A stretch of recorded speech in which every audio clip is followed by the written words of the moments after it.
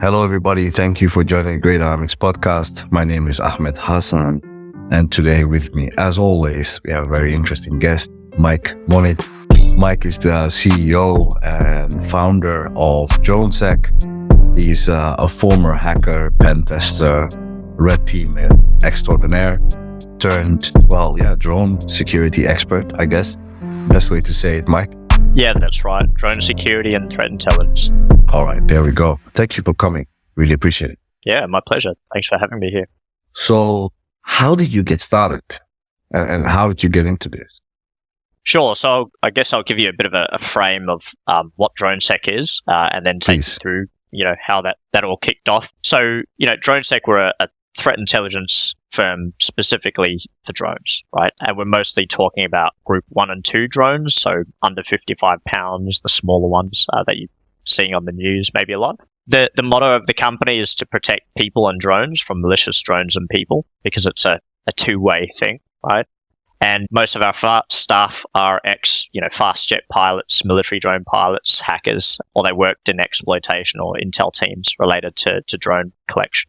What we really have is a threat intelligence platform related to drones, and we do finished intelligence products for it. And so I'll kind of take you as to how that began, but I'll start off by saying, our first customer was a national intelligence agency arm, and most of our customers are in the law enforcement, government, military space, right? That's really the sweet spot. So in terms of, how we got there, so I could probably tell you the journey and then what we focus on in terms of drones. But I was initially a penetration tester. So I kicked off my career trying to hack into everything from boats and planes and buildings and networks, that type of thing.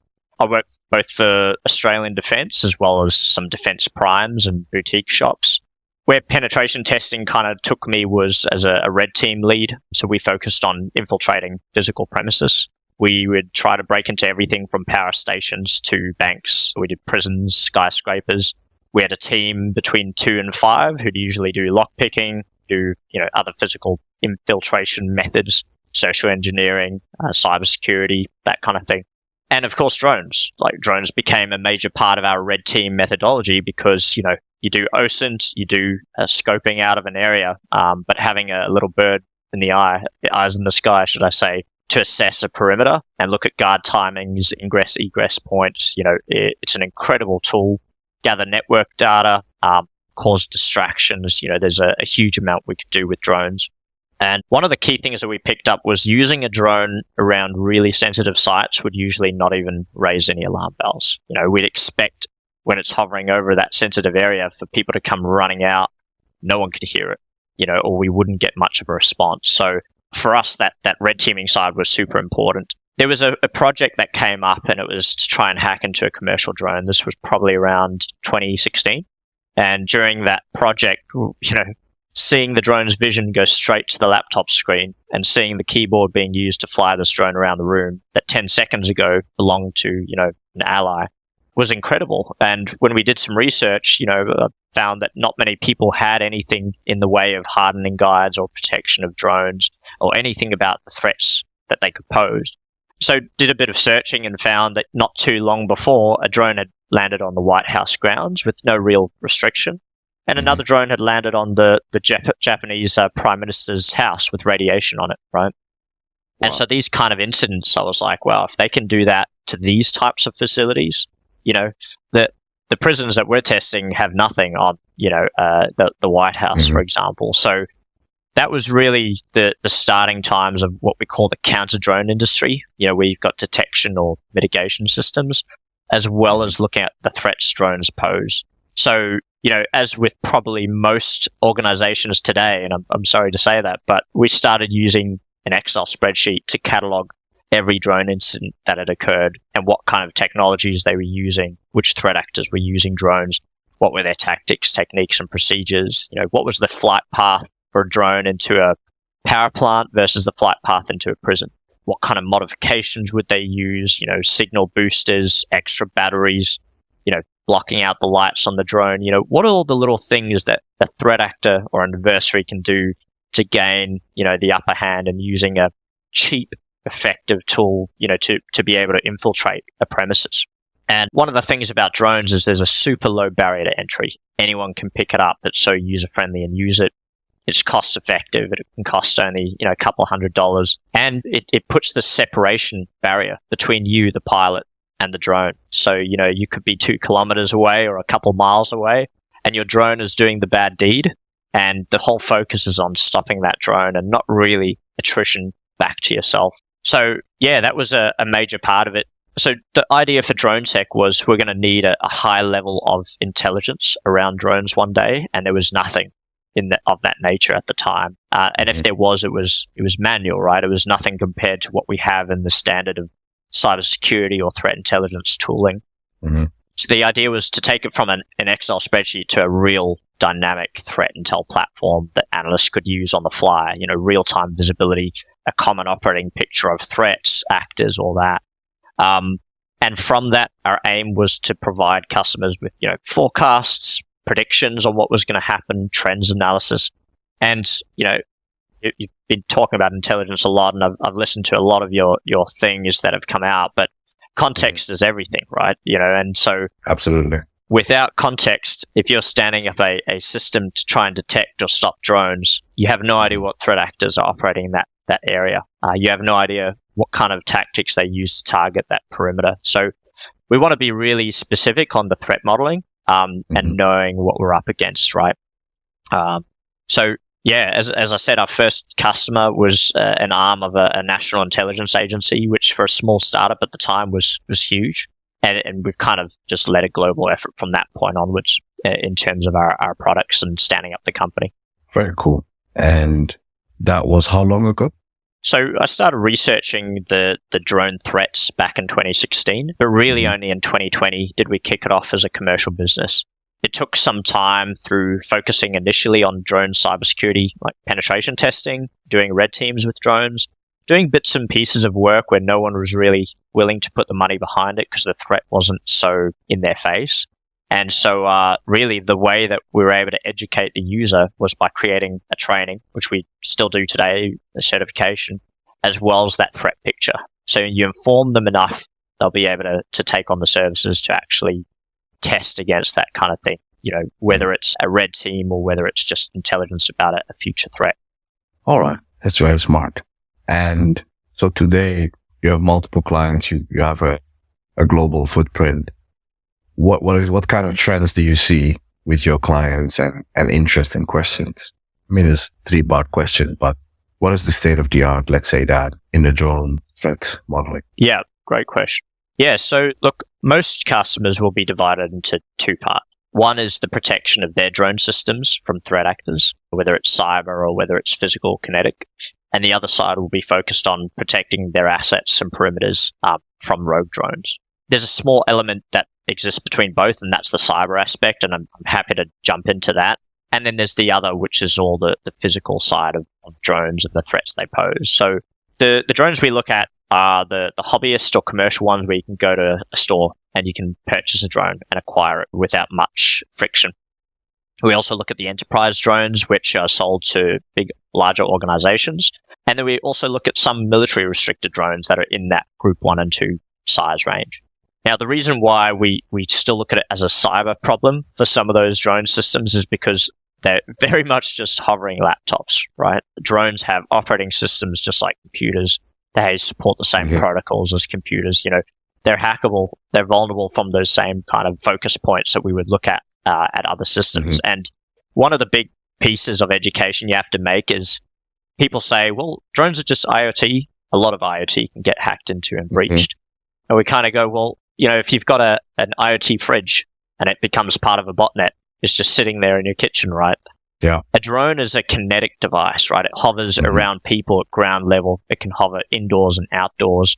It can go beyond visual line of sight, a few kilometers away, to being controlled by, via another country, via LTE or 3G, satellite dishes and so forth. So there's a huge range of motion and a lot of dimensions of which drones exist. And the fact that they can carry payloads and be a payload themselves, which just makes them so much more vulnerable of a target, right? And so, I'd be keen to chat to you about some of the cyber aspects, if you were keen, before we delve into the threats. Yeah, absolutely. Yeah, so I guess you asked what's the state of the art and where we've come from. Mm-hmm. I think the whole drone cybersecurity scene really started with when DJI, one of the major drone vendors, and there's still probably 75 to 80% of the market is DJI branded drones. They kicked off a bug bounty program, right? And there was individuals out there, groups like the OG hackers, names like Kevin Finisterre, who really pioneered a lot of those exploits or vulnerabilities and weaknesses for drones. And so DJI came out and started paying people to submit vulnerabilities for their systems. And there's a big difference between the mods that you can do for drones to make it fly into an area it's not supposed to be versus, say, an exploit, which allows you to manipulate that drone into landing where you want it to be or do the commands that you want to do, see the vision that it's seeing, all that kind of thing. And shortly afterwards, Parrot released a bug bounty program as well in terms of cybersecurity for their drones. Now, during this time, we set out on a bit of a mission, and it was, using systems that we know today, like Shodan and so forth. What kind of drone systems could breach and be able to responsibly disclose to the vendor? And in that journey, we started looking at counter-drone systems, which, just for maybe the listeners out there, there's detection that will tell you there's a drone in the air, and then there's countermeasures, which could be nets, guns, lasers, cyber, RF. There's a jammers. Whole range. Yeah, exactly. Yeah. Exactly. And so we ended up plugging in some of these counter-UAS systems into Shodan. And it's one of those moments where no one else has done that kind of thing, because we had multiple counter-drone systems that were protecting sensitive infrastructure all over the US and other parts of the world. And they were cloud-based. Not only that, they were very weak to being able to be manipulated. And some of them we could log into their dashboards and be able to switch off that counter-drone system, virtually allowing rogue systems to fly into that area.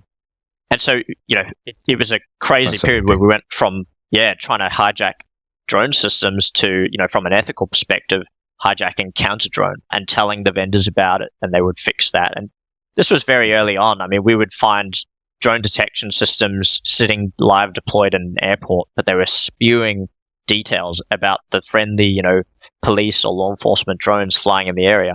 And so that kicked off a bit more of a research. We found drone analytic programs as well that were just revealing all flights from private law enforcement drone programs or critical infrastructure facilities where maybe you don't want your drones that are assessing, 3D visuals or models of your infrastructure.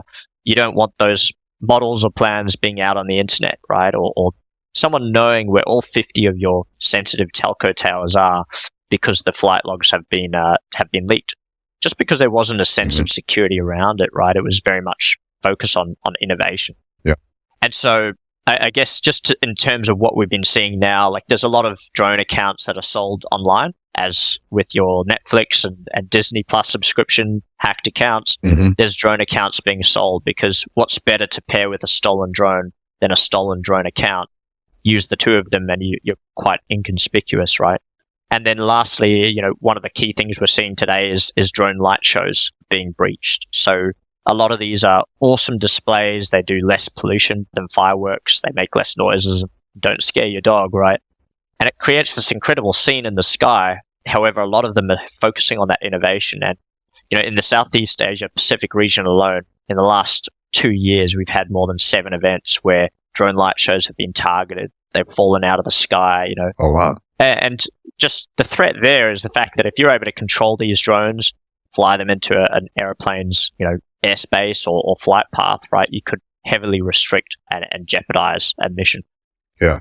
I mean, it took 1 or 2 drones to ground all flights from Gatwick Airport a couple of years ago. So imagine if you had a whole swarm. Absolutely. And there's just something I want to say on that, regarding airports and what we're seeing in that space. So, like we track multiple drone intrusions to airports all the time. Sometimes it's a daily basis, right? And often the financial cost is quite large because they have to ground the planes, keep them in the hangars, ground the planes that were going to land and so forth. And so there's some key points here. One is that the threat of a drone going into an engine is so powerful that even the threat of a sighting will shut down an airport right now. Now, in the history of threats, have we ever had something where just rumors can cause a shutdown? That has happened plenty of times in the last year, right?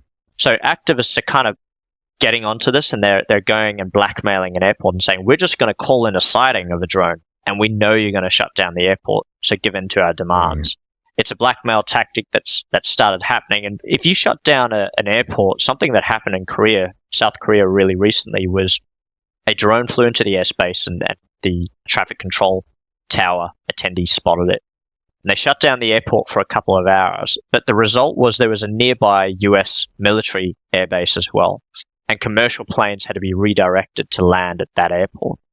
Now, if you ask me, putting a drone into the air and maybe causing confusion and quite a busy airspace above a military airport could have consequences if you were planning on not having military planes in the air, right?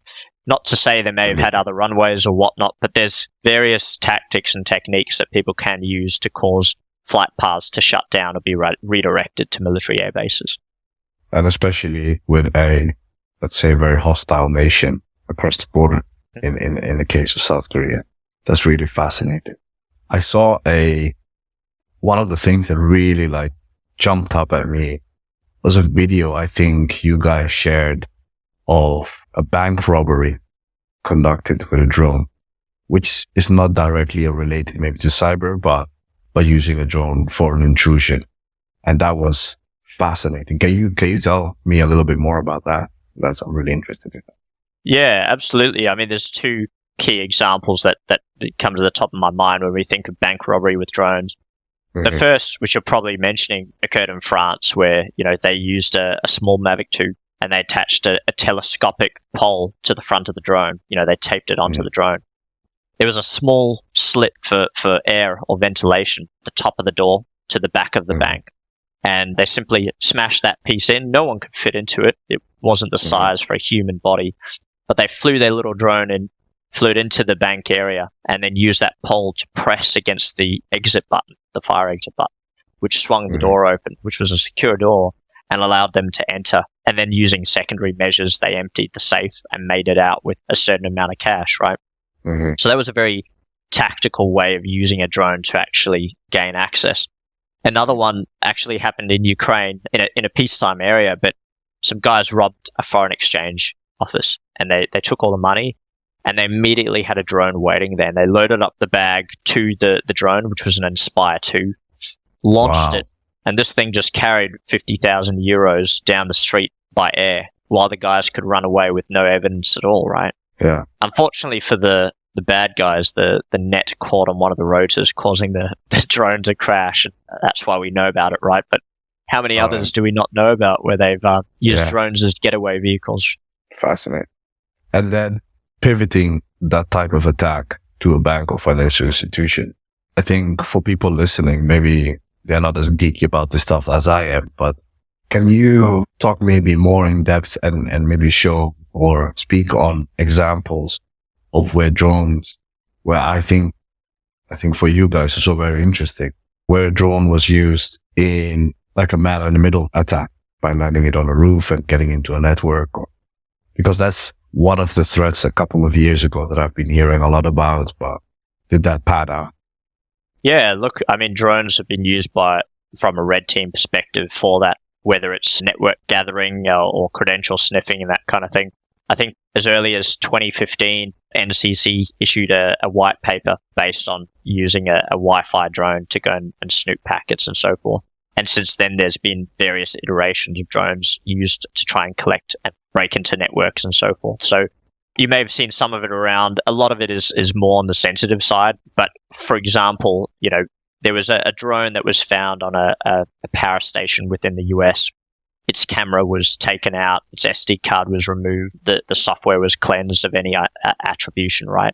And so you're getting kind of that middle ground between red teams using it for practice, and then you've got the bad guys or the threat actors and adversaries using them but cleansing them and sanitizing those drones of any forensic detail. So the anti-forensics side of things is ramping up to make sure if their drone is captured, even after all of that access, if it hasn't flown away, they can remove that stuff. So yeah, there's plenty of examples there. We probably get less of that in terms of intelligence coming in compared to some key incidents we see in both conflict and non-conflict zones. But yeah, super interesting stuff. It reminds me, though, there was some interesting things we've seen occur online. So loosely related to cyber, but I guess I want to show where that line is blurring. For example, one of those is there's been hacking forums around for a long time, and different actors will dump a database and sell it online.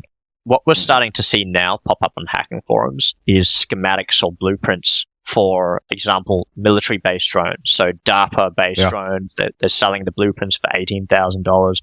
We're seeing Switchblade 300, so loitering munitions, being bought and sold on darknet forums, sometimes being sold to buyers who are in non-conflict countries, right?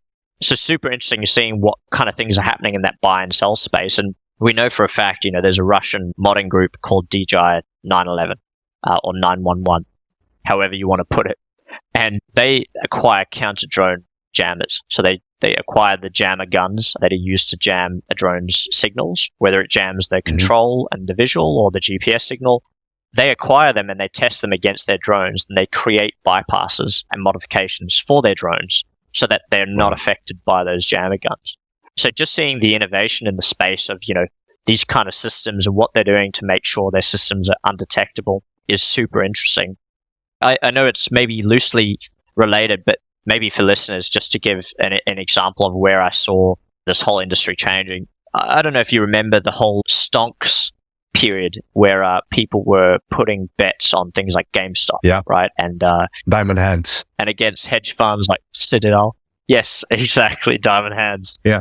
HODL, exactly. And one of the really interesting events was they were using open source intelligence or publicly available information to find that at the Citadel office, there was a lot of foot traffic, right? And you can do that with Google. When you check on Google Maps, it tells you how busy a location is. And just like the road, it tracks mobile phones to see how many cars are on that road. They were tracking how many phones were in the office. And at 2 a.m., there was a massive spike in foot traffic. And so these Redditors went and had a look, and they were like, something's going on, but it's level 26 or something in a skyscraper in the CBD.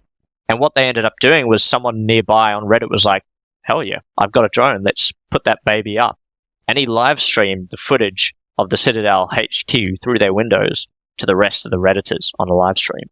And so you've instantly got this incredible, intelligence, surveillance, and reconnaissance from someone who's just got a hobbyist drone in the middle of, I think it was Boston.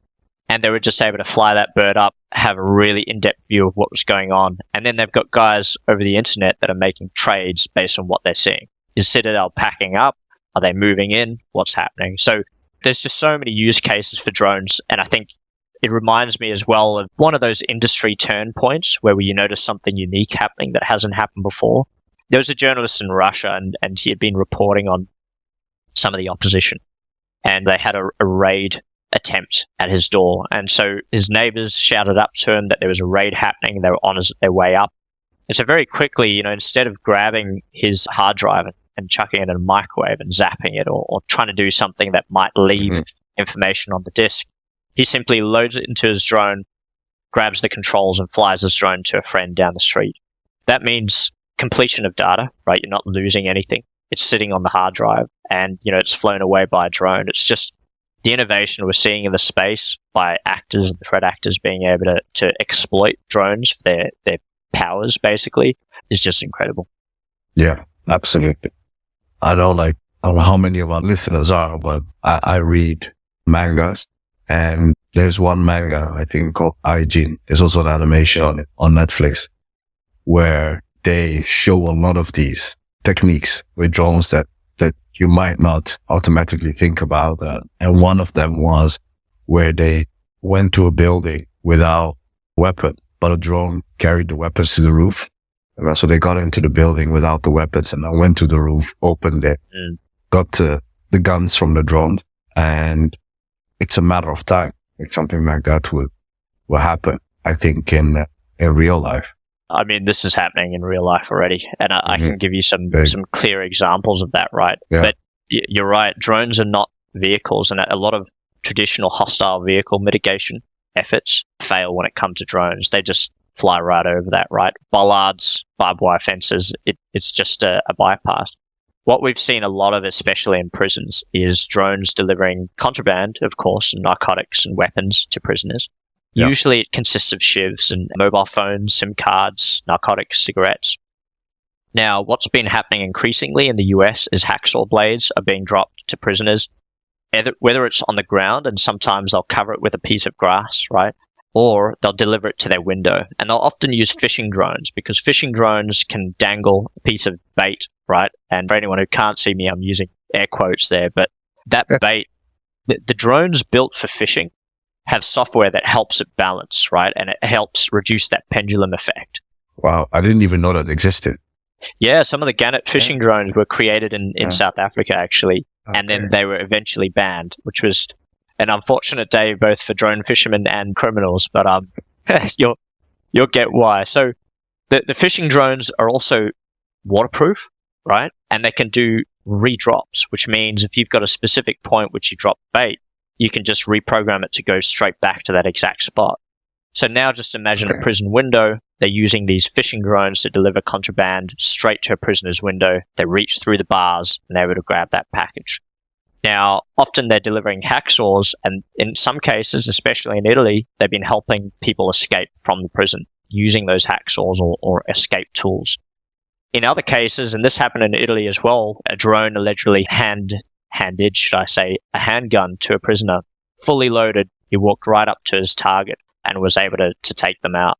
So they're delivering weapons to prisons already, whether it's shivs or loaded handguns. And cross borders is one of the biggest items we look at in the Jammu and Kashmir area. It is one of the hottest drone zones today. Outside of Ukraine and Myanmar, Jammu and Kashmir is absolutely hot. And what started happening a few years ago was small drones like your Phantoms and your Mavics, and they've been delivering anything between 250 grams and 1 kg. And then they started using some of the more enterprise drones, and their packages were between 2 kgs and maybe 5 kgs. And what started happening is they're using the agricultural farming drones with heavy lift payloads. And what we're commonly seeing today is packages between 6, 7, 8, and 10 kgs in size and weight. Whether it's narcotics, sometimes it's ammunition, other times it's weapons, frag grenades, you name it. They're pulling that across the border, no border control, to their friends on the other side. And some of their TDPs are super interesting. These groups will use village children to do the flying, right? Because it's very simple to fly a drone, and it even puts a further piece of attribution or loss of attribution between them by getting these kids to just fly from point A to point B and deliver these weapons and contraband. And, the interesting thing about these farming or agricultural drones, and I guess what I'll get to maybe towards the end, is that the prediction in the space is that we're seeing less and less just standard filming drones. We're seeing them either use FPV or do-it-yourself DIY drones, or more of the big farming, heavy lift agricultural drones. And there's been some really key use cases, like in Brazil, this was probably one of the big turning points of drone threat intelligence. A protest group used a heavy lift agricultural drone with a 5-liter payload capacity to spray a combination or a cocktail of chemicals, feces, and urine on a crowd. But that crowd included the ex-prime minister of Brazil, right, and heaps of people. And as it started spraying, the downforce of the rotors sprays that liquid across all the people in the crowd. And at first, the problem is they look up and they think they see a filming drone, officially meant to be there. Yet they find out they're being, targeted. So these are the kind of things, yes, they're happening in different countries around the world, but if it's easy enough to do there, and someone uses an example like a canary drone to test flying around a stadium, the next thing they could do is use an agricultural drone that can be purchased to spray that same liquid or sarin gas or what have you in that area. And so that's the real threat, is these large heavy lift drones that support weight. And one last thing I want to point out on the heavy lift drones. One of the things we've seen in Haiti, I don't know if you've followed some of the developments there in terms of what's happened. It's now controlled, by the gangs, right? You've been writing about it. Amazing, yeah.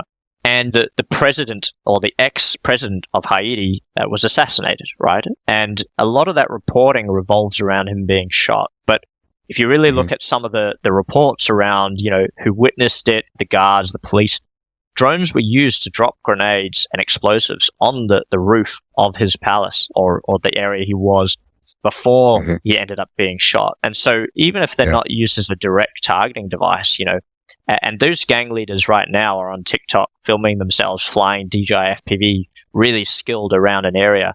And they are using drones to, look over areas, control streets, look for, adversary gangs, take them down. There's a whole bunch of drone use in these areas where it's really hard to even get reporting out of, whether they use social media less or whether it's just, telecommunications are down. But heightened use of large drones and their use in things like everything from assassinations to helping and advocating people being able to access weapons and contraband and currency across borders. Yeah, that's fascinating. I mean, you mentioned Jammu Kashmir, and what I find very interesting and from our own research and general reporting, we see that all these innovations and technologies such as drones and blockchain technologies are at an accelerated pace because they don't have access to conventional financial means or conventional ways of getting weapons, supplies, whatever. And so you see in these type of areas, the innovation that is happening at such a rapid pace. And obviously I want to get into Ukraine. But before we do that, I also wanted to, there's a country that I'm personally very interested in, is Myanmar. Can you tell us a little bit more about what is going on there, if you can? Yeah, I mean, absolutely. Look, in the way drones have been used for warfare and innovation, I would clearly say that Ukraine has learnt a lot of Myanmar, right? And it almost seems like it should be the other way around, but drones were used in Ukraine from 2014 onwards, right? And they've been used to various extents. But drones have been used by the PDF and the resistance groups in Myanmar to incredible extents, where we're receiving reports of drones dropping payloads, killing up to 40 to 50 troops at a time, right? And so the state of drones in Myanmar is incredible innovation. They have small houses where they'll make the payloads out of water bottles. They'll put shrapnel and caltrops in there. They'll design the fins themselves. They'll color the fins differently to basically quickly tell them which one is maybe a shrapnel versus an explosive or a different type of munition. And being able to attach these payloads, they need payload droppers. We've seen everything from purchasing them online, which is very accessible and easy to get, right? They can cost between 30 to 60 USD, to developing them themselves, right? Getting a printer, a 3D printer, getting the blueprints online. And if you do a search or you do any threat intelligence around drones, you'll know that the exchanging of blueprints for payload droppers is a hot market right now, right? It's who can make the best one that works well, that balances the payload correctly, that can accept different sizes and types of payloads. We're not using pieces of string anymore, right? It's super interesting stuff. Within Myanmar, we've seen some super interesting developments. So one of them is the targeting of maritime vessels. It's not something from a threat intelligence perspective we've seen in many other countries where they're actively targeting boats, moving boats, right? And their drops are so exact and calculated that these payloads are landing right in the control sections of these boats and taking out the drivers. And they're being able to do this over water, over many kilometers, right? Where we know they're using signal boosters, they're using modifications putting out by the modification groups. And more commonly, what we're seeing is drones targeting critical infrastructure and power facilities. So within Myanmar, they'll target a facility by using a two-drone setup. One drone is from afar, in third person, watching over the primary attack drone and giving them situational awareness. The primary attack drone is then loaded with explosives, and they even show the flight path they take, which is very useful for analyzing this. For if you're in the US or if you're in the UK or Australia, it's super useful to look at what flight paths they choose to take, whether it's nape of the earth, whether it's behind some trees and then over a hill, whether it's directly from above. Super interesting because that forms your defensive plan, right? But I'm getting into recommendations now.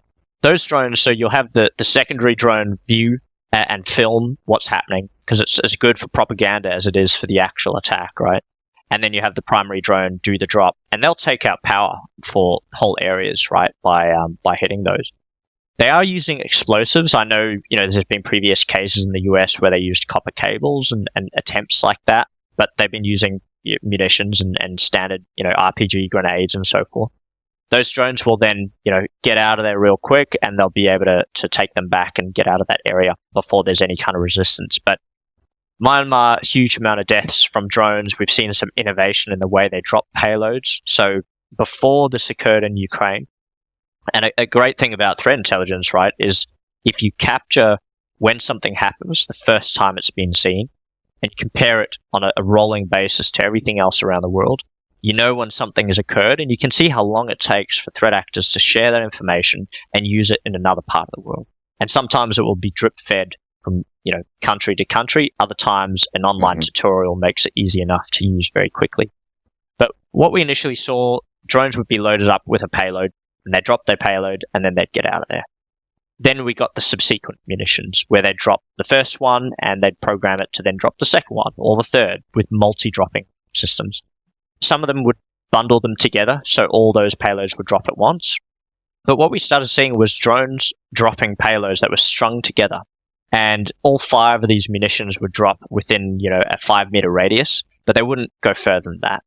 And so it would create this drop radius around the target, which would almost ensure a level of shrapnel or explosion that would hopefully, in their mind, harm or take out the target.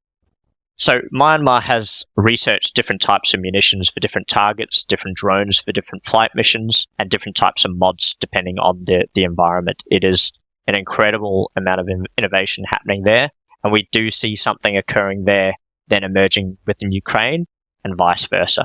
Fascinating. I think obviously the 3D printing is a big part in Myanmar, where they use the guns, the 3D printed guns, and that has grown a lot. And I think we spoke to the first person who shared plans and who made them in Myanmar. We found him on Reddit, actually, and were able to talk to him for a report. And now, as you said, this interchange between, I think, what people sometimes don't understand from a threat perspective is that this is not just as you said, a Myanmar, and then it proliferates to Ukraine and other places, but because Myanmar and Ukraine has so much support, there's a lot of crowdsourcing going on where people in the US or anywhere else in the world are coming up with ideas, and the test beds are these countries. And I think nowhere we've seen more of that than in Ukraine. Even from when the conflict started to now, the state of the art has exploded compared to the first invasion in 2014 to the second. And my question is, how much of the crowdsourcing support from other parts of the world is playing a role, and how much is indigenous development? That is a terrific question. And I guess I want to share a quick story which segues into that, because it demonstrates that crowdsourcing and where that support has come from, and maybe where it's being nurtured indigenously. Right? Yeah.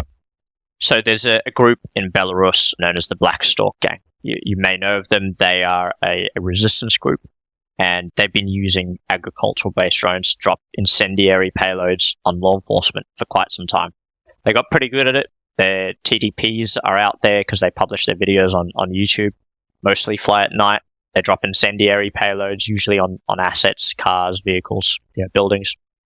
And what's super interesting about the Black Stork Gang is their community on Telegram is almost 30,000 people. And so, people in the threat intelligence world will go to a conference where maybe there's 5,000 people, and they'll share, tactics and techniques.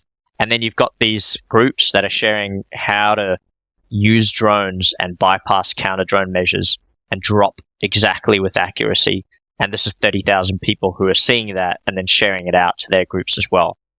And in these Telegram channels, you're seeing things like introductions to the group, for example, that did the drone hit on President Maduro in Venezuela, where they had 2 drones with explosives very close to the president, right? Attempted assassination, if you want to put it that way. But they're making introductions to the groups behind that in Venezuela to the group in Belarus. And then a few weeks later, you see the Black Stork Gang start posting pictures of their agricultural drones in Ukraine, right? And the group in Ukraine, and helping support some of those efforts. So not just is it a matter of the crowdsourcing from afar, some of it is actually close, and it's happened in countries around Ukraine. It's kind of bled into that area. And I think Ukraine is the perfect test bed for, they are right there. They're the ones in the mix, right? They're having to figure that all out. And I'll share with you something that DroneSec did super early on within the war related to this.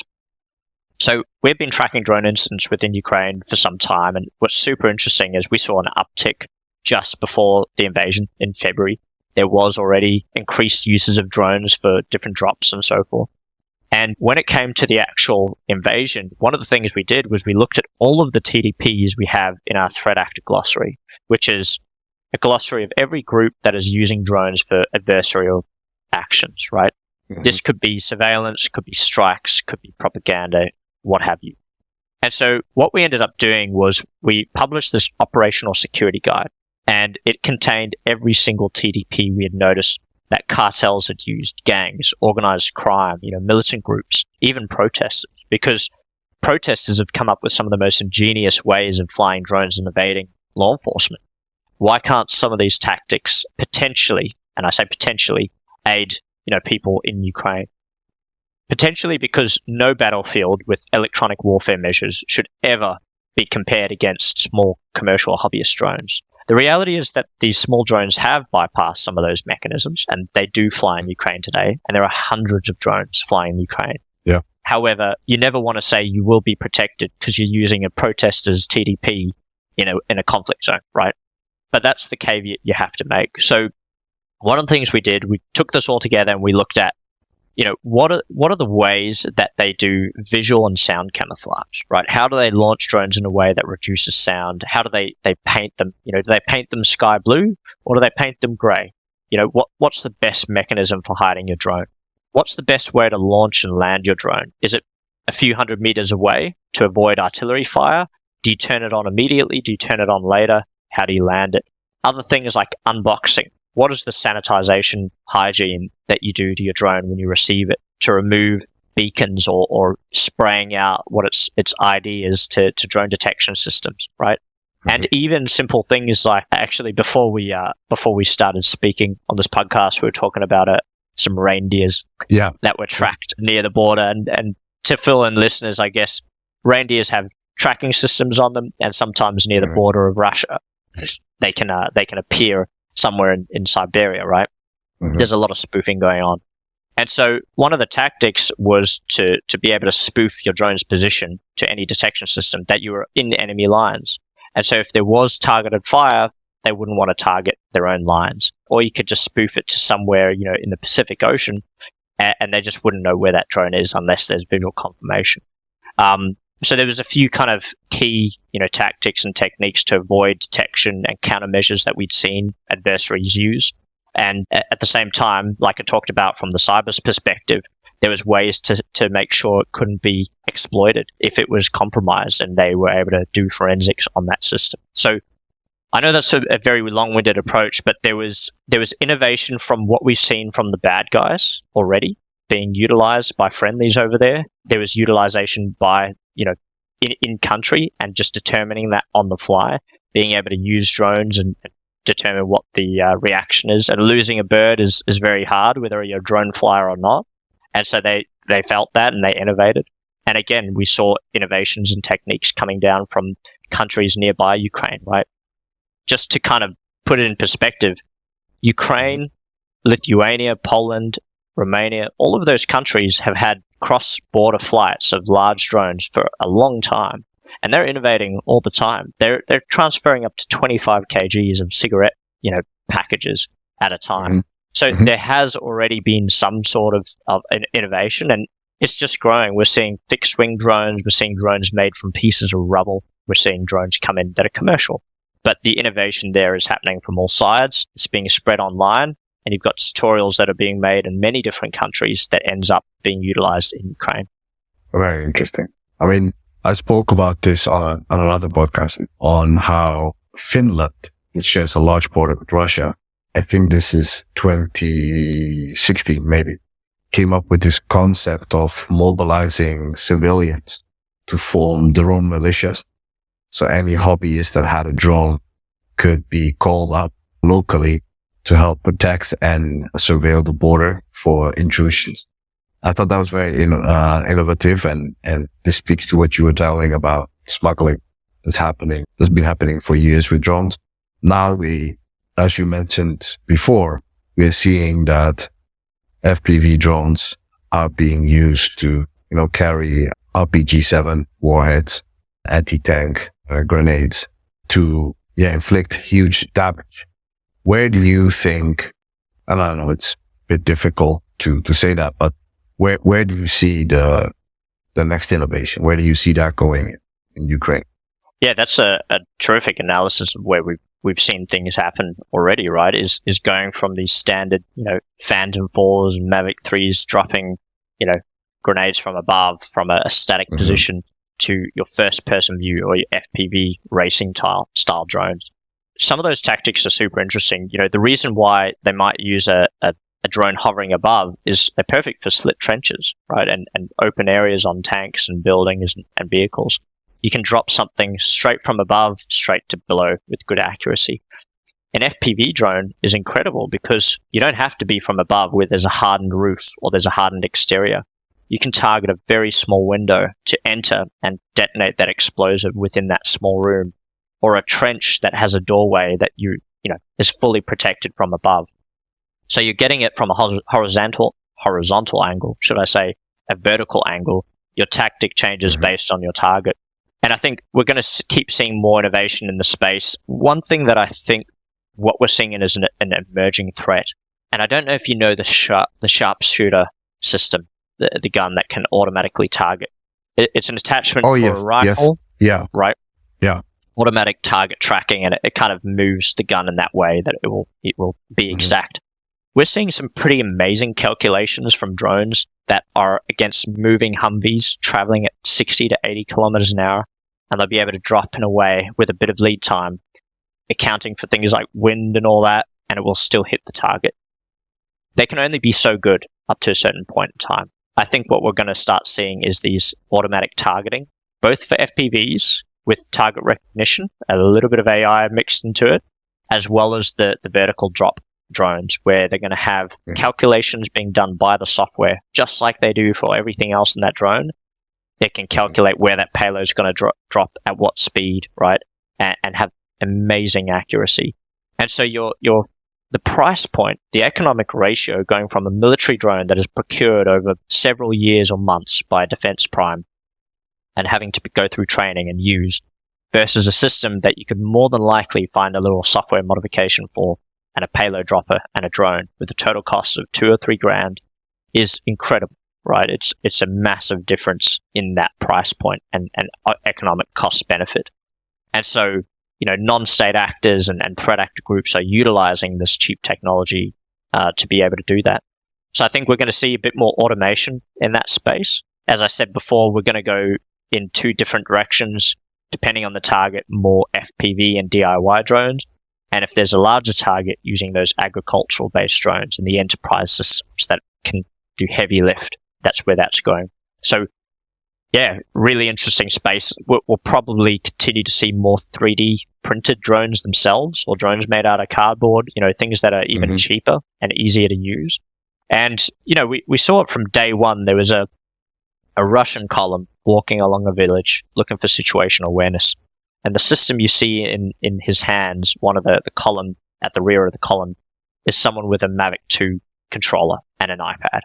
And this is, a few days into that invasion, and yet they were using small commercial off-the-shelf drones because you could just lift that up, recharge it easily, get some situational awareness. We saw the same with snipers in the cities, where they use a drone, navigate through those buildings, find a target, position themselves. So the price point isn't going to change. Whether we see manufacturers putting any kind of a curb on it, I don't think it'll be possible, because bypassing those restrictions and those no-fly zones is very trivial. We're just going to see innovation in the way payload droppers are made and payloads are dropped from drones. Continued fin design, makeshift workshops producing more and more of these munitions to be dropped subsequently or simultaneously, right? There's a lot there, but yeah, we're not excited for the future of drone warfare, I can tell you that.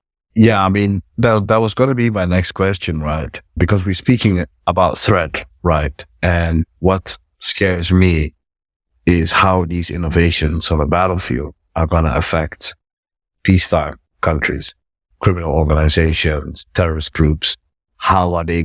Because they're going to learn, right? So I think the first drones that were dropping payloads were also being used by ISIS in Syria. And I mean, the Battle of Mosul had a lot of drones that were being used.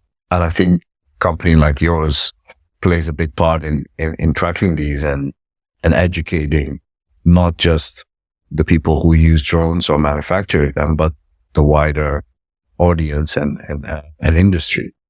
So we've been talking about the threat. Can we talk about, there's something that I wanted to mention because you said about innovation and drones being made from cheaper material, but just a quick one. Do you remember that drone that they made of twigs? I do. I think there was a sandal involved, right? Yeah. So that was very interesting.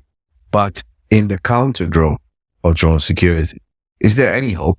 I mean, I don't want to be, spreading doom, but what can we do if these things come? Yeah, great question. And, counter drone, we often think of it as a technology, right? A system that sits there and does something. And I think the most important thing, if I was defending my castle, as so to speak, would be a layered approach like anything else, the awareness of what humans can do without technology to counter a drone, and detect it and report it and respond to it. And then using technology, how they can do that. And the biggest research question right now, the biggest question of all counter drone is the legislation to use them, which is why they're mostly used by law enforcement, military. It's very hard to get their use, even in some countries, for prisons or critical infrastructure. So regulation is honestly the biggest barrier to the counter drone industry, and that's changing with time. The White House has put out action plans regarding counter-UAS. The UK, CPNI, different entities are putting out information, frameworks and guidelines of pushing that barrier little by little. But right now, the most famous saying in the counter-drone industry is there's no silver bullet, and it's true. We're seeing a radar system that can detect things where it can't detect the small crossbody. They've got a visual detection system, where the visual detection system needs to determine whether it's a bird or a drone. They've then got an RF system, and the RF system will determine if there's a link between the drone and the controller, or if there's GPS, right? And so there's a whole lot of different aspects to counter-drone systems and the types of technology. We evolved from using eagles by the Netherlands police in like 2014 to drones that capture other drones with nets, right? And I think cyber will play a huge part of it, the cyber exploitation of drone systems, because there's a lot that are flying dark as such. They're flying with Starlink systems built in. If you thought using Starlink to control drones was bad, we put out some recent intel on the newest RV Starlink that they released. It's meant to sit on your RV and you can get internet while you're driving around. That Starlink dish itself was built into the drone. So they took a heavy lift drone, they put the dish into the drone. And so that just means that, you're not only using Starlink to connect to it, but the receiver is fully Starlink. And they can use visual to control the drone. They don't have to use GPS or RF, right? It's using that Starlink, whatever protocols they support. So there's a lot of options for them to bypass certain systems, and you need to have the red versus blue, the system that can prevent what they're trying to overcome back and forth. So yeah, there is hope. The counter-drone industry is getting better and better with big test and evaluation events. So things like in the US, they used to have the Black Dart competition. Canada has the Counter-US Sandbox. Oslo recently did the Interpol drone countermeasure exercise, right? And these are ways of making sure those systems work and seeing how they might work with each other, right? And there is pushes for, standardization of threat reporting and so forth. But on the countermeasure side, this is what we've been saying from the start, right? No agency or security outfit or counter-drone organization out there should be operating without drone threat intelligence. And this isn't to plug. It's a very fact that if you're building a system to counter drones, you need to know what kind of technologies they're using, what are the threat actor budgets, where they're getting and procuring the materials, what kind of protocols you're going to be up against, right? So if an organization is depended upon to protect against drones and yet they're not receiving some kind of rolling 24/7 intelligence, it's part of that whole counter-US solution. It's part of that layered approach. Yeah. Okay. There's a question that I have for you. I mean, I have a couple more questions, but something that you mentioned in the beginning of the podcast, you said 75% of all drones, the ones that you guys are looking at, are manufactured, or parts of almost 100% of drones are manufactured in China. And how do you look at the role of the Chinese government, Chinese legislation, Chinese industry having such a large hand in drones? Yeah, it's a great question, right? Supply chain security is a growing concern. And I guess I'll correct you on the close to 100%. There has been a growing industry of stateside drone manufacturers who are building drones in the US and outside of China, right, to try and mitigate some of those cyber and privacy concerns. I will say the issues they've faced are supply chain, right? It's much harder to be able to procure a bunch more components for a drone system if it's not mass manufactured in China. The parts are cheaper over there. The designs are cheaper. It's just simply an easier business model, right? Some of the frameworks like Blue SUAS, which is led by the DIU, Defense Innovation Unit in the US, basically does a cyber procurement of a drone system for penetration testing and so forth to make sure that drone is secure. So any organization with concerns about, say, Chinese influence in their drone systems or attaching themselves to that data or collection usually will go through that Blue SUAS program. And DJI so far has not made that list yet. There are drones they've made which are MIL standard, where they've got heavy encryption and they've got a lot of security, no doubt, and they've released white papers on that security. However, the Blue SUAS kind of is that glowing example of this is a trusted drone, usually built whether it's from France or from the US and so forth. Now, there's just something to say about that as well, and that's the reason why we are still pretty confident that 75% of the market is DJI, not only from other ways of establishing a market presence, but what we're seeing in Ukraine is still extremely heavily DJI. And when you observe the chats on places like Telegram and so forth, both from the Ukrainian side and the Russian side, DJI work the best. They're the friendliest to use. They've got great range, right? Good visuals. When they talk about Aurtels, they're like, yeah, Aurtels are pretty good. They're the second best, but they bypass some of the detection systems. They can go further in some cases, but they cost more. And when they talk about Parrot drones, sometimes they have issues with range, right? And then they say, they're secure, they're an awesome drone that can support 3 or 4G, but we have issues with range.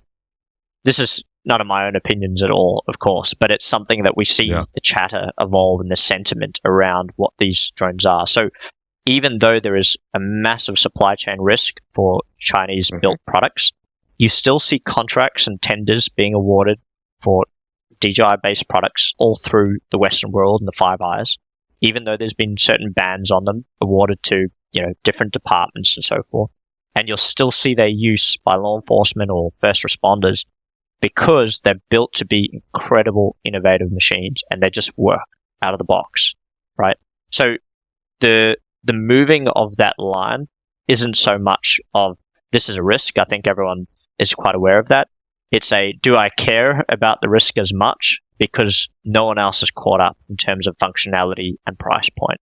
It's a hard angle, man. Like it's something people are struggling with, but just like anything, if you have critical infrastructure that is co-owned by an external entity, or you have the drones themselves inspecting that critical infrastructure that is fully owned by stateside, either way, you've got supply chain security risks at hand. Absolutely. And another thing you mentioned earlier is the role of AI. Where do you see that? The role of AI on the threat intelligence, the cyber side, but also the development and usage of drone. Yeah, great question. And look, AI can be defined in different ways, but with current usage, as an example, law enforcement in Queensland, Australia, can drive up to an accident scene. They can launch a drone. It'll take 5 to 10 minutes to create an entire LiDAR scene of an environment.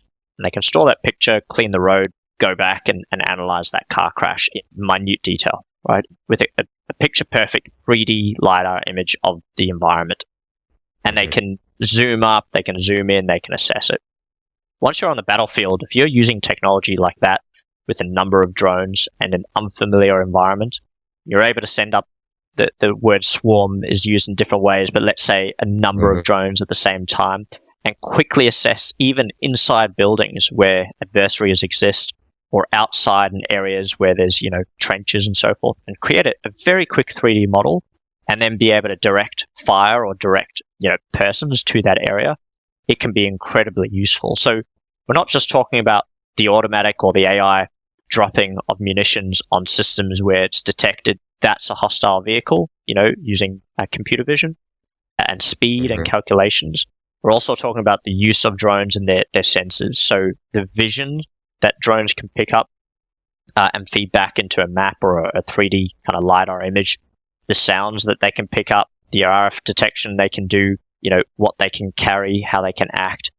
AI will play an absolutely huge part of it. I think it would be quite silly to disregard any kind of innovations applying to drones. And that's what we're seeing is a large amount of drones are getting innovation from other areas where it was just too difficult to do. You couldn't just rent a helicopter and attempt various techniques or flight profiles with it.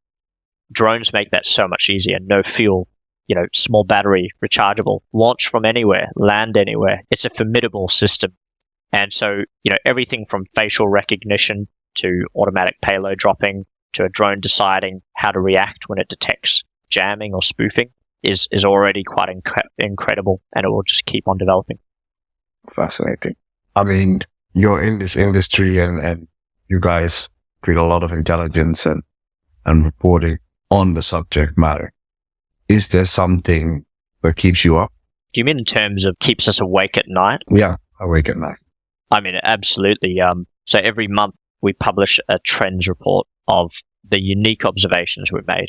And every month that grows in number, right? So we're seeing unique things we've never seen before.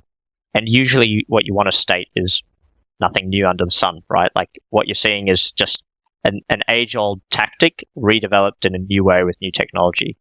But we're quite literally seeing new things where it's very hard to compare against existing technology. So I think the thing that keeps us up at night is the way that non-conflict zone actors are using drones in a way to have complete dominance over certain areas or assets. We're seeing, certain prisons, especially within Canada, being targeted time and time again with no end in sight, right? And so I think what the issue is our response is too slow in terms of those countermeasures and the legislation and the funding and the budgeting. And if you look at how much companies, or should I say countries, are spending on counter-drone measures or R&D in the space, it's trivial. It's absolutely trivial compared to other sectors of warfare or technological development, right? So I think for us, the things that keep us up at night are when we see a very staged attack against something. So we'll see them launch a canary drone, a small drone, test the waters, determine if there's any countermeasure. If there's not, they'll launch their next drone. It's got an automated flight path, no RF back to the controller, so it's flying independently. Instead of using GPS, it's using vision to figure out where it's going. Largely unjammable, largely, unmitigated by RF. And so these kind of dark drones are really setting the path, being able to do something, come back to its landing spot, or just simply smash on the ground because they don't need to reuse it, right? So that's really what keeps us up at night, and just the amount of times where we see nation states miss key incidents that are occurring, like the Brazil incident I mentioned before, where you have an agriculture drone spraying chemicals on a crowd below. How the world media missed that, I don't quite know, but these are things that are happening very regularly, where key incidents are happening and we're not across what it would be like and how we would respond to that kind of incident stateside. The Brazil situation, I don't think it was missed. I think it just didn't get the attention. Because I have seen media reporting on it, but it's too far from home, right? So it doesn't really matter, kind of. It's a very dark thing to say, but sadly, that's the reality of a lot of how media works today. I feel like I can talk to you for hours and hours on this subject because it's fascinating. I would like to ask you, is there anything, because we are in somewhat similar areas of expertise, do you have any questions for me? I think what I would ask is, do you see threat actors utilizing drones as simply an add-on to their existing operations? Or do you see it as they're completely redoing or revolutionizing some of their TDPs to utilize drones, replacing many of the existing systematic ways of operating with drones? Or do you still just see it as a value add, should I say, from your experience and your analysis right now? That's a great question. I think what is the famous saying, and I hope I'm not butchering it, necessity is the mother of all innovation, right? And I think that's the way for us to look at it. If a group, let's say Boko Haram, for example, if they have access to Grad missiles, right, then and they can use it effectively, they don't really need a drone, right? So I think unless drones can do things that are similar to conventional means, we won't see that. But there are examples that will never be in the media that use drones, and this is across the Sahel, Al-Shabaab in the Horn of Africa is using drones for reconnaissance and propaganda now. So, and that's not in the media. So I think intelligence sharing is incredibly important, and the stuff that you guys are doing and how you build threat intelligence picture across different organizations and entities from public and private.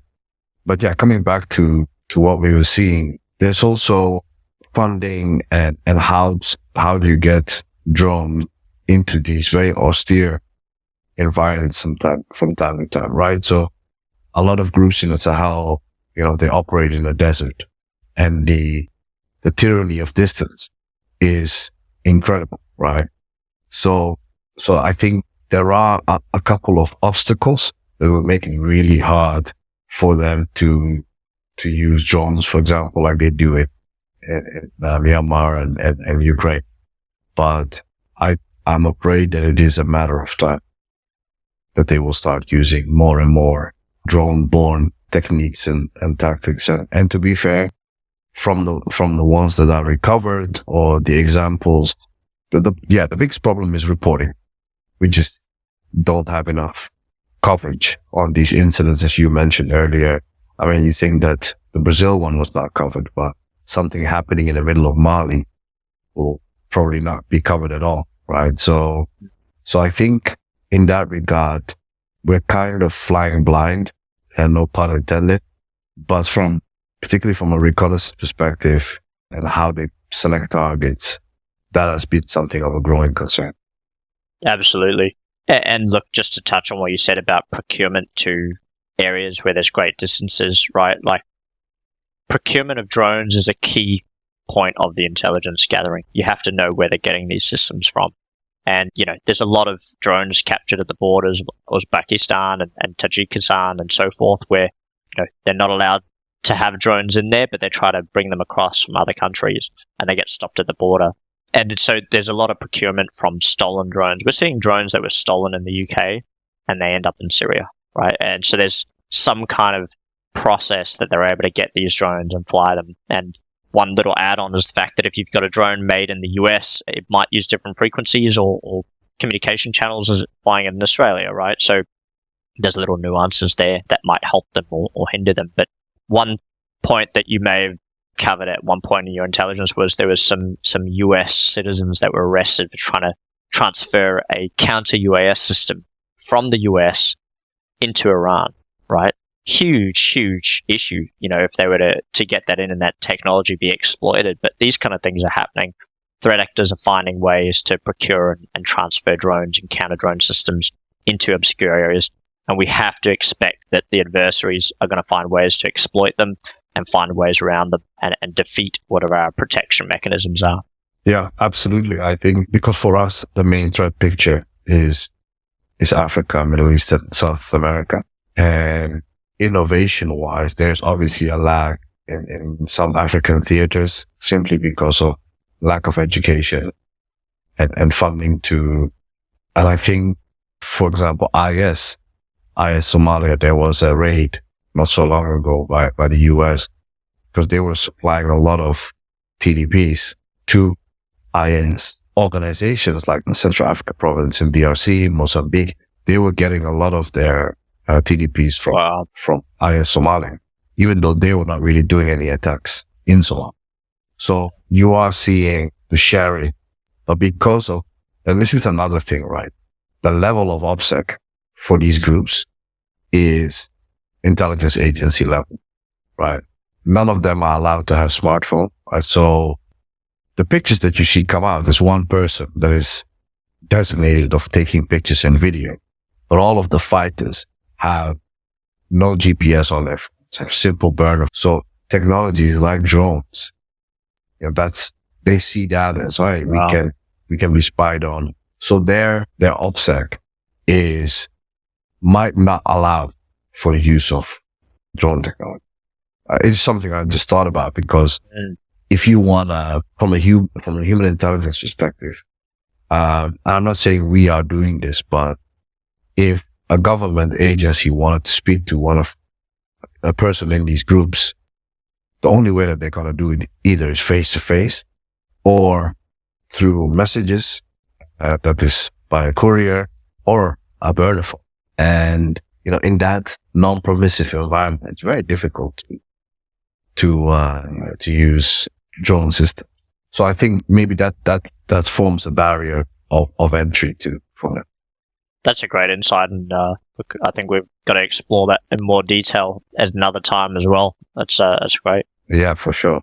I always ask people that I have on the podcast, what is a piece of advice or multiple pieces of advice? What advice would you give a young person that's listening to this, or somebody that is either, so from a perspective of a person that wants to get into what you're doing, from a person that maybe wants to make a career switch or make a lateral move to what you're doing, and from a perspective of a business that is affected by the industry or the environment that you work in, the threats that you work with, what would you advise these three different actors?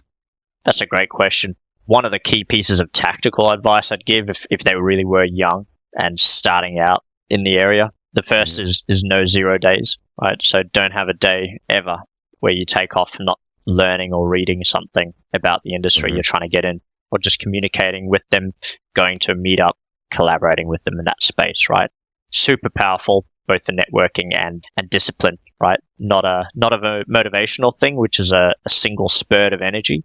You're disciplining yourself to be involved in that industry over time, and you'll slowly get to the point where you'll know who's who in the zoo, and you'll be able to tap on shoulders when you need that role or when you want to find out how you can add value. Probably the other thing is having a home lab. So no matter what, being able to replicate a very small version of what you want to end up doing. Whether that is intelligence collection, you can start off with OSINT gathering, right? And create a portfolio out of examples of what you've done to demonstrate to a future employer what kind of, even capture the flag, CTF examples or challenges you've done. Just have a home lab, build up your tool set, get to know the main tools that you see in those, job ads or resume applications, and build up your familiarity with them. So home lab is one. I think if you're applying to get into the industry, mine's been a bit of a meandering path from, cybersecurity to physical security to then intelligence. And as I said, the background of our team members is some were flying drones, some were in intel teams, some were fast jet pilots. Others just built robots, right? And some were hackers. So at the end of the day, you have to be very creative and good at especially one thing.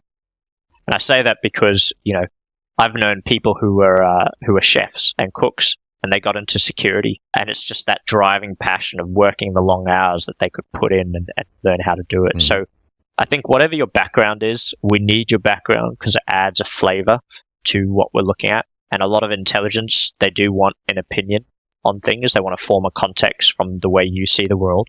It also helps with forming, what that picture might look like. So combining that all together, I think should be a pretty good start for someone looking to transition across. And from an industry, from a company that wants to have an internal or an external threat intelligence functionality, what advice would you give them? Well, look, if you're after drone threat intelligence, so you can contact me.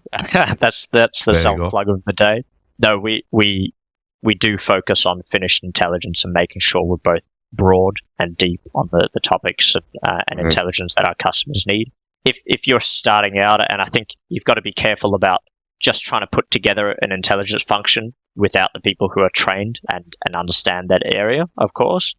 But look, open source intelligence can tell you a lot today, publicly available information, without getting into the weeds of sensitive and restricted information, right? So there's a lot you can currently do with open source tooling. I think a methodology is great to be able to stick by and be able to utilize. OPSEC is super important, making sure you're protected when you've got sock puppet accounts or you're in certain chat groups or areas where you don't want to burn yourself or your company. And, at the end of the day, if you're in intelligence and you're serving the good guys, the bad guys are always going to see you as a target. So keep the information limited and your security heightened and your finger on the pulse, right? That's great advice.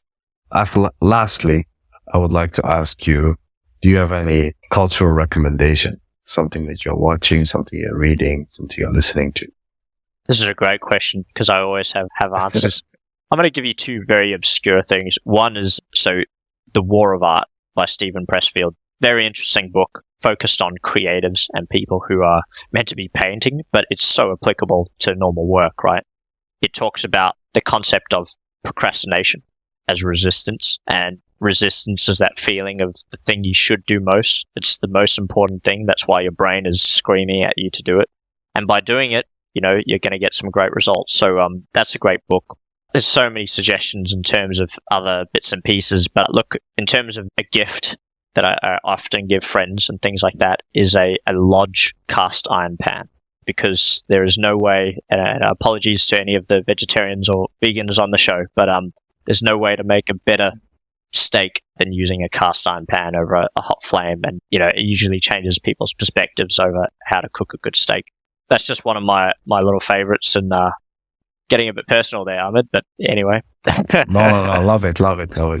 All right. Is there anything like that you do in your time off or that you watch that is not connected to your work? Something that you do to take your mind off of things, let's say that. Look, most of what I do is loosely connected to my passions in life, which is work, which is why we built this company, to be able to work with good people and do what we do for a living and enjoy it. But one thing my wife and I do a lot is missing persons investigations. So we dedicate our spare time and free time to using our open source intelligence skills to finding missing persons. Unfortunately, we found some people who have been deceased. Other times we found people who are alive, and it's one of the greatest moments to see a family reunited when they thought they were dead, right? But missing persons is such an interesting area because it's a sense of ambiguity. Imagine you were gathering intelligence and you could find nothing on a target. You had no idea whether they were alive or not. So that's something we spend our free time on. And so I recommend, if that's in your skill set, in your wheelhouse, and you've got some spare time, to focus on looking for some local missing persons. Yeah, that's amazing. I have a lot of friends that transition maybe into the private sector or away from the military and their government roles that are doing a lot of missing children. So a lot of guys that were either in special operations or an intelligence community doing that. So that's incredibly noble work. So that's pretty awesome that you're doing that. Hey, I think this is, well, I don't think, I know this for sure. This is the longest podcast I've done so far. And it's been mega interesting. And as I said, I think we can talk for much longer about things. And I definitely know you and I are going to keep on talking. Do you have any final thoughts that you would want to leave us with? I think the final thought and point of me, I guess, being here, focusing on this topic is from 2013, 2014, there was no way a world could almost imagine drones would be this type of threat, right? Or the risk around them, or what's occurred with them already. So, this is a growing area, and I think in the next 10 years, it's going to be so different. We're going to have drones quite literally delivering food and medicine and that kind of thing around cities, because cities are going towards that area. And so the threat and the number of registrations and the number of drones being produced is going to 10x. And so the threats we're going to see associated with drones is only going to climb. And we're going to see a merging of managing friendly drones whilst detecting and preventing malicious drones and rogue drones, right? So the lines are going to blur between conflict and non-conflict zones. And these drone systems are going to be used by military, state actors, non-state actors, and friendlies as well. So it's definitely at a point where even if you work in physical security, drones need to be on your radar. Maybe not for what they are right now, but even in a few years. If you work in cybersecurity, understand there is a growing area of being able to exploit and find vulnerabilities in drone and hijack them and DOS them, right? And if you work in intelligence, if you're not being able to analyze what your threat actors are doing and how they can extend their operations or stay a bit more hidden with using drones, you're going to be at a loss. So I think drone intelligence is a growing industry. It's a field that will only continue to increase in risk and availability. And I hope people on this podcast can reach out to me directly, or Grow Dynamics, DroneSec, and find out a little bit more about drone threat intelligence. Absolutely. We'll put all of Mike's, at least the ones that he wants to share, information in the show notes, so you can find him over there. Mike, thank you so much for your time, your insights, and I think anybody listening can hear how passionate and how engrossed you are in this field. So I love to see it. I love always to talk about people that are working in intelligence and how they're using intelligence in their daily work. So that's amazing. And for everybody listening, guys, thank you for the support and thank you for all of the messages, the comments. I think people like Mike were able to find us because of people sharing our work, and that's amazing. And if you're listening to podcasts on Spotify, Apple, whatever, or YouTube, and you like what we're doing, please give us your feedback, give us a rating, whatever we deserve, and I'll speak to you guys soon. Mike, again, thank you so much.